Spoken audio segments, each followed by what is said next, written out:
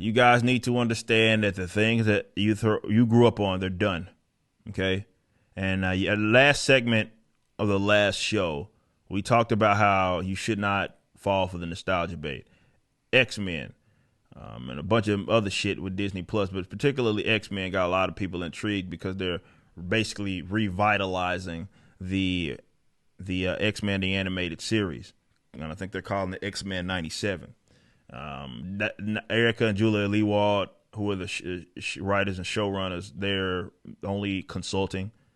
This shit's dead on arrival, and I told you that it's been dead on arrival.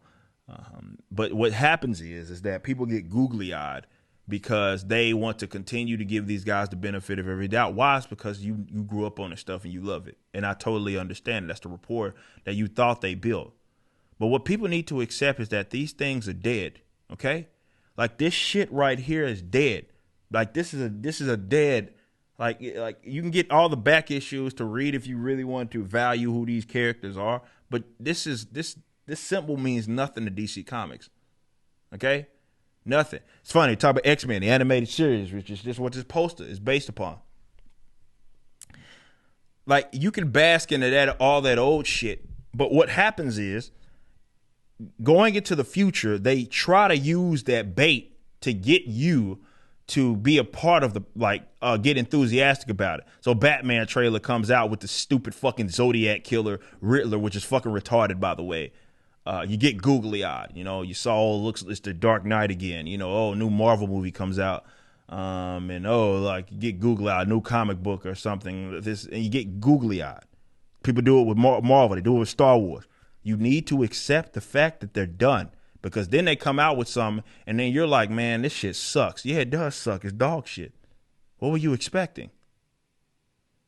But they reel you in and they get your initial funding, or rather your initial enthusiasm, which is really more important than anything, because that in itself turns into sales or whatever, or the benefit of the doubt, the hope that a lot of you guys have. Let me show you something real quick. Data Racer and a bunch of other people were showing this right quick. And there is the supervising director for X-Men '97 is the same typical deranged leftist that fucking hates you. Okay. And his name is Jack Castorina. And you can look at some of this right here. And yet again, it's the same old dumb shit. Typical stuff that you expect. Of course, he hates Trump. All of this other stuff, which again, some of these concepts, I'm not even in this necessarily in all disagreement. But this is not the position I'm willing. This guy, like this whole defund the police, that's a sham of a subject matter, because people that actually use the hashtag don't actually want to defund police. They just want to reroute funds and create woke police. Talking about diversity and all this other bullshit. He's just your typical leftist, is more so what it is. Now, the reason why this is so important for me to mention, and why I want to make sure that you know what's taking place and what's going down, is because you know what happens when you hear something to the contrary, right? You know what happens? I'll tell you what happens. That person is out of a job. Remember that, what was that? The Hogwarts game that's going to be coming out. I think the Harry Potter, I don't know what is it going to be, MMO or whatever it's going to be.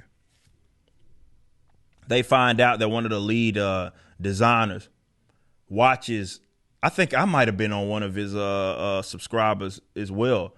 But he did videos in the past talking about all this woke shit, and he watched like videos of people that were conservative, right? That ended up with him having to be out of a job once. I think it was Kotaku that went doing a deep dive to try to get this guy canceled, and they were basically successful.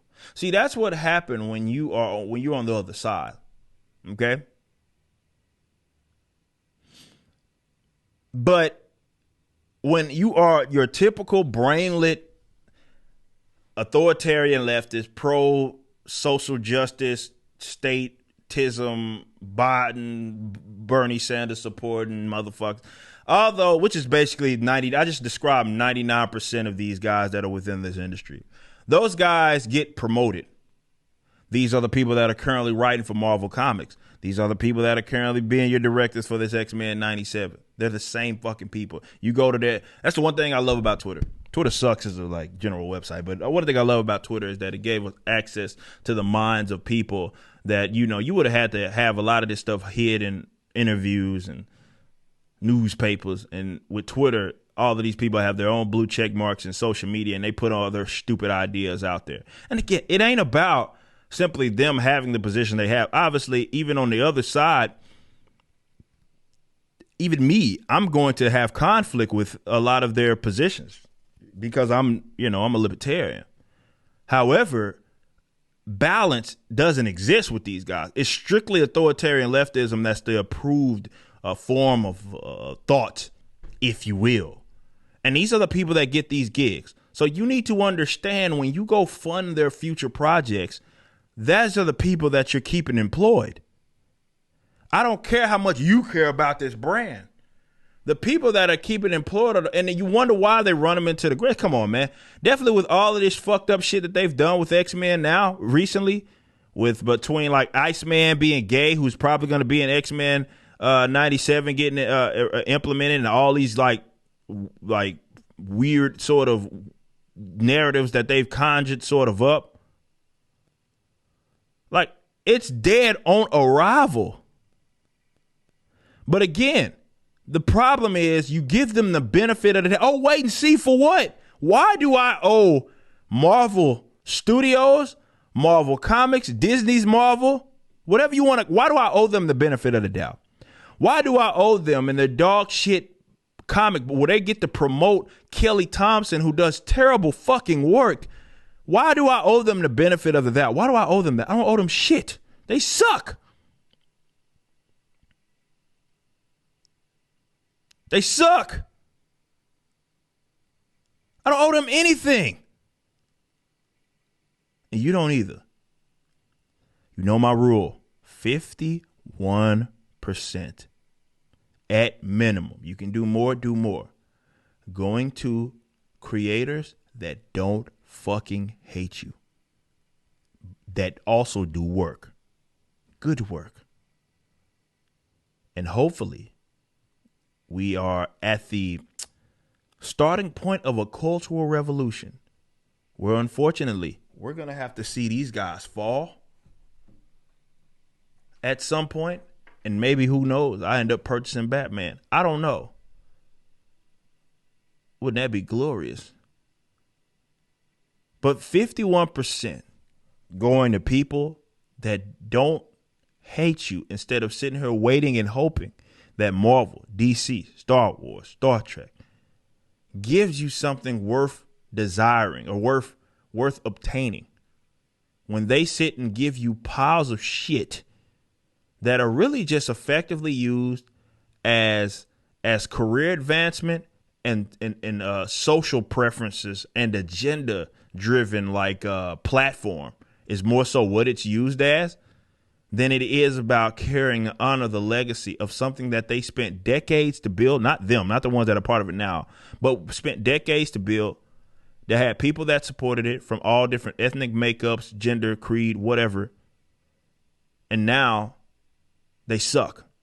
51% is all I ask. That's it. Not much. You just watched a clip from my podcast, For Canon's Sake.